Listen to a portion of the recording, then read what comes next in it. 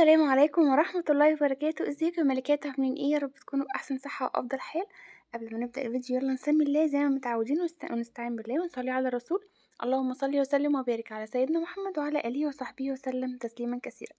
مليون مرحب بكل جميلة دخلت عندي، نورتيني شرفتيني وكترتيني.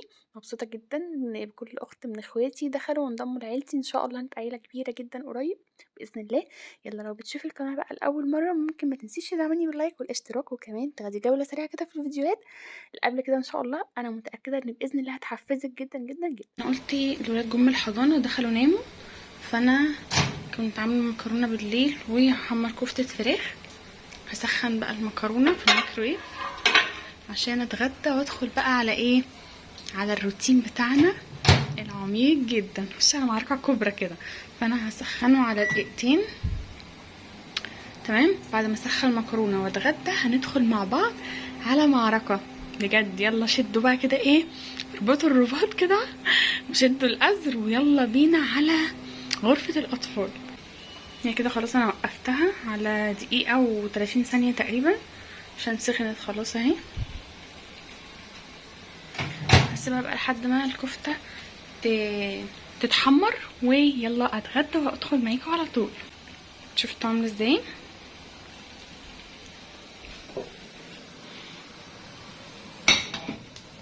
هطلع الكفته. خلصت طلعت الكفته اهي وكمان المكرونه. انا طبعا مش هاكل الكميه دي، انا بس قليت ليا وللولاد عشان الولاد طبعا هتبقى سخنه عليهم قوي، فقلت اسيبها بره تبرد وانا هتغدى بقى ايه. وطبعا ده زيتون اهو وفلفله اللي هي الحراقه دي ماما اللي كانت عاملاه. ويلا بقى بينا بعد الغدا هدخل على المعركه بتاعتنا. وطبعا كده كنت اتغديت خلاص وقلت يلا بقى اما ادخل ايه اشد الهمه كده واشوف انا ورايا ايه. استغليت طبعا ان الولاد كانوا نايمين الحمد لله، جم من الحضانه. هم اصلا بيجوا مفرهدين خالص، بيبقوا خلاص فاصلين يا دوب، بس بيدخلوا كده ياخدوا شاور حلو ويخشوا بقى يتغطوا ويناموا. بشغلهم طبعا الكرتون عشان ايه، ده اللي بيسطلهم شويه كده. فبيناموا بصحيهم المغرب بقى عشان ايه اعرف انام قبل المغرب بحاجه بسيطه يعني، عشان اعرف طبعا انيمهم بالليل عشان نواصل يومنا وتاني يوم نصحى بدري وهكذا وهكذا. المهم ان انا كنت معاكم في بداية الفيديو خالص، كنت فترة معاكم برضو. جبت بقى كنت عاملة كوباية شاي بلبن بس مخففة الشاي بشكل مخليه خفيف جدا عشان انا اصلا ممنوع منه. فقمت مخففة خالص ومحليه بعسل، يعني بحاول اخد العناصر الغذائية كده عشان الانيميا مبوظة الدنيا عندي خالص. المهم يعني ان انا إيه حليته بعسل، وكمان كنت بفطر معاكم بقى ايه. هي كان نص رغيف يعني، بس انا كنت اكلت ربع واتبقى الربع ده فقمت مصوره معاكم. كان نص رغيف ايه بقى، جبنه تلاجة وبتاع ده وسنيكرز. فانا السنيكرز ماليش فيها قوي، انا بصوا اي حاجه فيها سوداني ماليش فيها قوي، بس يعني قلت اغير طعم اللبن عشان إيه، من يوم ما حملت في ريان ابني الاولاني خالص سبحان الله، يعني اللهم بارك ربنا يبارك فيه يا رب. من يوم ما حملت فيه وانا ما عدتش بطيء، او هو يعني ما بيطيقنيش اللبن خالص. بيبقى صعب قوي ان انا اشربه، فبحاول اغير طعمه باي حاجه بقى يعني، باي نكهه. فطبعا بما ان الشاي كان نكهته خفيفه جدا مكانتش واضحه قوي يعني، فبرضه كان هيبقى طعم اللبن طاغي كده وظاهر. فقلت اغير بقى الطعم بالسنيكرز، مش مشكله يعني، هي شوكولاته هتغير لي طعمه اكيد كتير كتير. المهم ده كان فطاري معاكم بقى، وقلت إيه طبعا دخلت نمت شويه وقلت ايه اما يعني يقربوا يجوا بقى من الحضانه يخشوا يناموا وانا ادخل بقى اشوف ورايا ايه. وده اللي عملته. بس لقيت نفسي دخت بقى، فقلت خلاص اما اتغدى كنت عامله مكرونه، فقلت يلا هحمر كفته فراخ. وعملت وجبت المخلل زي ما شفتوا كده معايا الزيتون، وكمان كفتة الفراخ حمرتها والمكرونة كده واتغديت ودخلت بقى عملنا عملنا اللي بنعمله دلوقتي كده. شلت بقى قلت اغير ملايات السرير. انا اصلا الكفرات بتاعه المراتب دي كنت لسه غسلاها قريب بس مش معاكم يعني، كنت غسلاها قبل كده. وفرشاها بصوا من بجد من احلى الحاجات بجد واخطرهم الكفرات دي ووتر بروف، اللي هي بنات متغلفه من تحت بجلد كده، حلوة جدًا ضد المَيّة طبعًا. لو عيّل بقى أنا عندي طبعًا لسه سفيان باعلّمه potty training يعني لسه مقلّعاه الpampers اليومين دول، فبانيّمه بالبّسه الpampers وقت النوم، بس طبعًا ما بقية اليوم يعني باقلّعه خلاص. بس لو نايم بالنهار بعد ما بييجي من الحضانة باضطر طبعًا إن أنا أبقى واخدة بالي جدًا بقى إن ممكن ما بارضاش ألبّس طبعًا بالنهار عشان ما يصحاش ويلاقي نَفْسه واخد على إن هو لبسه فخلاص هيرجع ينسى تاني ويرجع يعمل على نَفْسه تاني، وأنا باحاول طبعًا أمنع ده، بس عشان ما باعرفش أسيطر على وقت النوم لإن طبعًا بنبقى كُلّنا نايمين، فما باعرفش أسيطر على النقطة دي بالبّسه بقى وقت النوم. بس واحدة، واحدة إن شاء الله هاخلع وقت النوم، بس طبعًا مش في الشتا ده، عشان خلاص إحنا الشتا داخل علينا أهو الحمد لله اللهم بارك. أنا قلّعت إمتى؟ في شهر كام يا ربي، 8. قلّعت المفروض كنت بدأت من شهر 6، بس كان لسه الجو مسقّع يعني هنا شوية، كنت لسه ما شِلتش كمان السجاجيد. أنا شايلة السجاجيد شِلتها في شهر 6 في آخر 6 كده. بس كان سفيان لسه، يعني كان لسه برضه مش مستوعب. أنا عندي سفيان أصلًا تقريبًا متأخّر في الكلام شوية، مش عارفة اللهم بارك عنده سنتين و4 شهور، بس متأخّر في الكلام. لأ يعني ريان اللهم بارك وهو في سِنُّه كان لأ، كان يعني بيتجاوب على الأقل بيقول كلمتين مفهومين. سفيان ما فيش كلمة واحدة بيقولها لي مفهومة غير ماما، بابا، مامي، بابي كده. أنان، بيقول على ريان أنان. مثلًا المفتاح افتح أو افتح، يعني أمّا آجي يقول لي ييجي يقول مثلًا افتح الباب، لأ افتح، فاهمين؟ فسفيان عندي اتأخر شوية، لإن كان حصل له ظروف يعني إن هو كان دخل حضانة وهو صغير، وهو عنده شهر، بعد ما تم شهر دخل الحضانة، يعني هو مولود اللهم بارك كان كويس خالص ما كانش فيه أي حاجة، بس سبحان الله يعني جاله دور برد قلب معاه بالتهاب رئوي في يوم، في ليلة، يعني عارفين اللي هو مسافة ما رُحت للدكتور النهارده قال لي بالليل لو الحالة ما اتحسنتش هاضطر طبعًا أدخّله حضانة، وده اللي حصل. فالحمد لله اللهم لك الحمد. فيعني عانى بقى كتير طبعًا، دخل حضانة قعد 10 أيام ياخد بقى حقن antibiotic، وطبعًا ده عيل شهر هياخد حقن مضاد حيوي شديدة بالشكل ده، أثّرت عليه في حاجات كتير، وكان عنده ثقب في القلب وليلة كده بس الحمد لله اللهم لك الحمد والشكر يا رب، ربنا يبارك فيهم. الحمد لله يعني تعافى من ده اللهم لك الحمد. قعدنا بس أول سنة تعب وعذاب بجد، وبس الحمد لله اللهم لك الحمد والشكر، ربنا يديمها يا رب نعمة. الموضوع اتحسن كتير يعني. باقول يعني تخميني كده إنه ممكن يكون بسبب الحاجات اللي حصلت له دي في أول سنة، ممكن يكون اتأخر شوية، فالله أعلم. المهم إن أنا هنا يا بنات بقى باعمل إيه، هاكمّل لكم المسيرة دلوقتي. المهم إن أنا دلوقتي طبعًا بعد ما لمّعت بقى السراير، الحواف بتاع السراير على فكرة لمّعتها، وطبعًا فرشت السراير ملايات نضيفة، وهنا بقى لمّعت التسريحة بتاعة الأطفال والمراية، وكمان هنا الكومودينو. بصراحة ما باحبش أقول عليه كومود، اللي هم طالعين في اليومين دول يقولوا كومود هو اسمه كومودينو، إحنا على طول عمرنا عارفين إن هو اسمه كومودينو. المهم إن أنا لمّعته يعني، وكان دي كيسة علاج، خدتها بقى رميتها. طبعًا أنتم عارفين إن العلاج لازم كل شهر بيتغيّر، يعني سواء طفلِك خَف ما خَفِّش هو ياخد جرعته، حتى لو ربنا شافاه يعني، وما تعينيش بقى العلاج عندِك تقولي لي مثلًا لو تعب المَرّة الجاية، لأ طبعًا العلاج مدة صلاحيته بعد فتحه شهر مش أكتر من كده، فلو طفلِك تعب في خلال فترة الشهر دي ياخد من العلاج عادي وهيبقى نفس المفعول إن شاء الله. أمّا لو عدّى الشهر على فتح العلاج وكان خَد جرعته وخَف ورجع تعب تاني بعد الشهر، لأ خلاص ترمي العلاج طبعًا وتجيبي علاج جديد، وده اللي حصل يعني. كانوا الولاد تعبانين شوية والحمد لله ربنا شفاهم، فخلاص اضطريت إن أنا أتخلّص بقى من العلاج ده، ما لوش لازمة يعني، مش بيجيب نتيجة، عارفين هو ما بينفعش وما بيضرش، بس ما لوش لازمة، يعني بندخّل chemicals في جسمهم بقى وكده، فليه؟ ما لهاش لازمة، باضطر طبعًا إن أنا أرميه.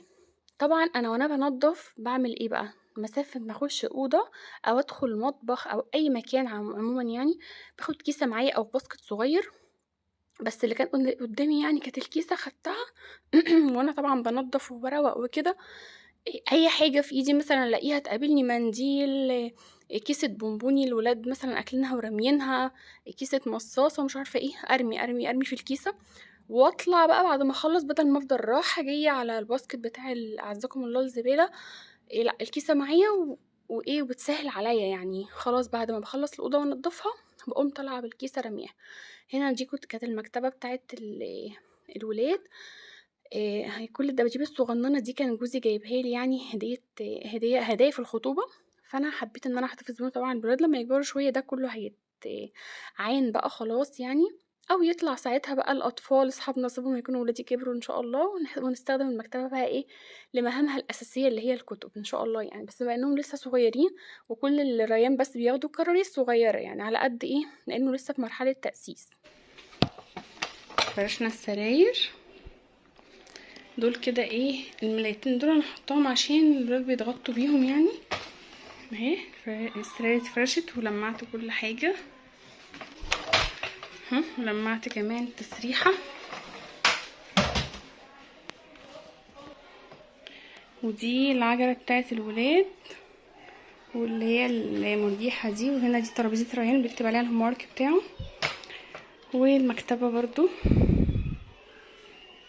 بصوا كل الدباديب دي كانت هديه من جوزي يعني، واحنا لسه مخطوبين، هدايا يعني، فعشان كده محتفظه بيهم، حطاهم في المكتبه هنا لحد طبعا الولاد لما يكبروا شويه هشيل كل الكلام ده ويبقى المكتبه ايه لكتب العيال يعني.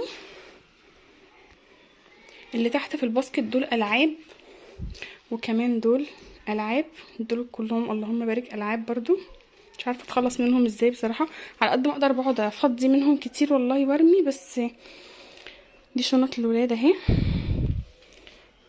وهنا حطيت في الكومودينو ده بس الكوشن دي برضو كانت جايلي هديه وانا مخطوبه من جوزي برضو، والطفايه دي عشان لو الولاد جم يرموا اي حاجه، وطبعا الدباديب الكبيره دي حطها على الارض. بس كده، يا رب تكونوا شجعتوا معايا كده وقمتوا شديتوا الهمه كده وعملتوا حاجه. طبعا الشباك انا ملمعاه، والستاره انا رافعاها فوق كده عشان ايه الولاد سفيان ما يقعدش يتشعلق فيها يعني. لما انا اصلا شويه كده هشيل الستاره دي خالص وهفرش واحده بدلها اللي هي البلاك اوت الشتويه بقى ان شاء الله. بس كده الاوضه بتاعتنا خلصت. على فكره اللي في السرير ده الابيض ده من العجله، تجريح يعني، مجرحين السرير من العجله. طبعا بقى كنت خلصت خلاص الاطفال ودخلت بقى، قلت اما اشوف المطبخ برضو كان فيه شويه مواعين، والله العظيم يا بنات المواعين دي تتكاثر.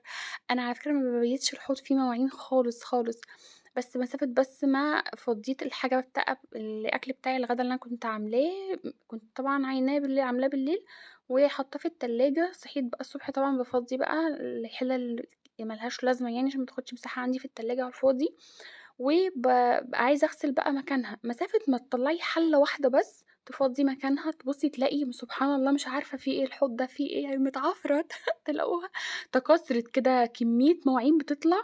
يعني بُصّوا أصلًا هتلاقوا هي الغسالة مش هتبقى مليانة، يعني غسالة الأطباق مش هتبقى مليانة ولا حاجة، بس مواعين، هي قدّامِك مواعين وشكلها مكركبة في الحوض فاهمين؟ فقُلت لأ هاشغّل الغسالة، كنت تعبت أصلًا مش قادرة أقف كمان يعني، كنت أنا عاملة حاجات كمان الصبح يعني في الدولاب، رصة الدولاب بس ما عملتش ده معاكم يعني، كنت راصة بقى الدولاب فتعبني، عارفين اللي هو كنت عملت مجهود بقى جامد يعني في الدولاب، عشان أنا جوزي لمّا بييجي مستعجل والّا حاجة طبعًا أنتم عارفين الرجالة يعني، يقوم شادد، بس أنا جوزي منظم على فكرة، بس ساعات بيبقى مستعجل والّا حاجة يقوم شادد بقى القمصان، وأنا عندي لمّا هنا بُصّوا باوريكم إن أنا هنا باشوف المروحة عشان لو لقيت حاجة عالية والّا حاجة طبعًا المروحة ما تخبطش فيها وطبعًا تتكسر، فأنا كنت باعمل تجربة اللي هو إيه بازُق المروحة كده أشوفها هتخبط في حاجة والّا إيه، والّا الحاجة مضبوطة يعني تمام. المهم إن أنا بقى أنا عارفة هو جوزي منظّم وكل حاجة، بس ساعات طبعًا بيبقى مستعجل، فبيقوم ساحب الحاجة وألاقي الرصة اللي أنا رصاها متبهدلة. أنا عندي برضه لمّا باجي بارُص الرصة أكنِّك لسه شارياها، مش باطبّق التطبيقة بتاعة زمان العادية دي لأ، بابقى من يوم ما اتجوزت أصلًا يعني الدولاب بتاعي مخلّياه بنفس الرصة اللي إحنا راصين وقت الجواز، وقت الفرش، فكل ما باجي مثلًا عايزة أغيّر والّا حاجة في كركبة في الدولاب محتاج يتنظّم أكتر، بارجع أرصه نفس الرصة اللي أنا داخلة بيها تمام. هنا باوريكم بقى رصة الغسالة، هي بسيطة جدًا على فكرة، مش في ناس بتستصعبها أوي، بس لأ هي سهلة خالص يعني مش ما فيهاش صعوبة. وهنا أنا باستعمل بقى المسحوق اللي هو لودفيك اللي هو الباودر، والله العظيم حلو جدًا. هاقول لكم كمان حاجة يعني للبنوتات اللي عندها غسالة، بُصّوا أنا من أول ما جبتها على فكرة وأنا ما باستعملش غير باودر، استعملت الأقراص حاجة فترة بسيطة يعني، بس والله لقيتها مش جايبة همّها، هي بتبقى غالية على الفاضي، وبعدين أنا عندي الباودر ده بيدّيني نفس النتيجة، ده غير بقى كمان إن كان كلام فني يعني قال لنا وقت تركيب الغسالة وكده، قال: "يا جماعة أنتم تعرفوا إن الغسلة الواحدة من المسحوق اللي هو الpowder ده بتتكلف ربع جنيه، أمّا القرص بيسحب 7 جنيه." ده طبعًا الاستهلاك، وأنا عندي الاستهلاك بتاع الكهربا اللي هو المتوسط C مش A، لإن أنا الغسالة دي 14 بيكو 14، 14 فرد مش موفّرة يعني تمام، فأنا اللي هي ال15 هي اللي موفّرة، هي اللي في استهلاك الكهربا يعني، فدي عندي C. فليه بقى؟ اللي هو ليه يعني أجيب مسحوق الغسلة الواحدة تتكلّف لي 7 جنيه، في حين إن أنا أصلًا باستعمل يدّيني نفس الحاجة تدّيني نفس النتيجة وبأرخص كتير جدًا، ب25 قرش، أنتم متخيّلين الفرق؟ ف قُلت لأ، يعني ما فيش. وبعدين طبعًا أنتم عارفين الكهربا يعني بقت راكبة صواريخ كده. أنا كمان عندي العدّاد عندي كارت مش عدّاد قديم، ف وأغلب الأجهزة عندي بالكهربا، فعلى قد ما أقدر يعني الحاجات الأساسية زي الغسالات، التلاجة، الdeep freezer، الحاجات اللي هي ما تعرفيش تستغني عنها الأساسية، اللي ما في لا غنى عنها يعني، فباضطر إن أنا أستعمل لها الحاجات اللي فيها توفير أكتر، فاهمين؟ أمّا الغسالة اللي هي غسالة الهدوم الأوتوماتيك طبعًا دي يعني غصبٍ عنِّك لازم هتجيبي المسحوق بتاعها، مش هتعرفي تغيّري. وبما إن كده، خلاص كده تمِّت المهمة بنجاح، وباوريكم إن أنا عملت الحوض وبقى زي الفل. طبعًا بعد ما حطيت كل المواعين، غسلته بقى وغسلت الرخامة وغسلت كمان الخلاطات بتاعة المَيّة وكده، وكان عندي كمان غسيل نقعاه، القمصان بتاعة جوزي بتاعة الشغل والهدوم البيضا وكده. فقُلت كمان أمّا أشغّل الدورة دي، دورة الغسيل دي يعني، فشغّلتها أهو. المهم إن أنا بقى باقول لكم الحاجات اللي ينفع نقتصد فيها وما يبقاش فيها ضرر نعملها. إيه المشكلة يعني نجيبها. بالنسبة للمسحوق اللي هو بتاع غسالة الأطباق الpowder ده، حلو جدًا على فكرة وموفّر، والله مش باشوف ما باحسّش بفرق غير الأقراص كانت بتدّيني ريحة ليمون طاغية أوي، أوي، بتبقى ريحة فظيعة كده في الأطباق، وباضطر إن أنا أرجع أغسلها تاني على فكرة عشان بتبقى الريحة نفّاذة أوي، فاهمين؟ يعني حتى لو حَط أكل باحس إن هو بيكرف عليه. أمّا الpowder لأ، ما بيدّيش أي روايح خالص، وبصراحة حلو بيدّيني نتيجة فعّالة وحلوة. تمام. المهم إن إحنا النهارده الفيديو كده بتاعنا خلص والروتين بتاعنا خلص. يا رب تكونوا اتحمستوا معايا واتشجعتوا وما تكونوش مليتوا ولا زهقتوا إن شاء الله، أنا واثقة إن مش هتكونوا كده. وما تنسوش بقى آرائكم في الكومنتات، يهمني جدًا أعرف آرائكم عشان أنا باتقبل النقد على فكرة، بس النقد الحسن يعني،